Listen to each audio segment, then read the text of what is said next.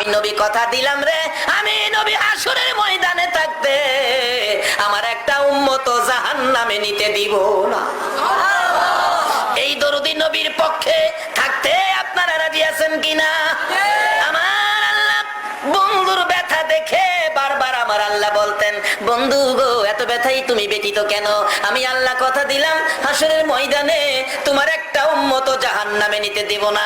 যতক্ষণ পর্যন্ত তুমি নবী খুশি না হইবা ততক্ষণ পর্যন্ত আমি আল্লাহ জান্নাতের দরজা বন্ধ করব না। আমার নবী তখন চোখের পানিগুলো জর্জর করে ছেড়ে দিলেন, প্রভু গো আমাকে খুশি করার জন্য জান্নাতের দরজা খুলে রাখবেন। হ্যাঁ বন্ধু কথা দিলাম, আমাকে যদি খুশি করার জন্য এত কিছু করতে পারেন, আমি একটা দাবি করি, এই দাবিটা আপনি পুরা করেন। কি দাবি বন্ধু? প্রভু হাসরের ময়দানে আমার উম্মতের গুনার খাতাগুলো আমি নবীর হাতে দিলে আমি খুশি হইব। আমার আল্লাহ বলেন, বন্ধু তোমার হাতে কেন দেওয়ার জন্য বলছো?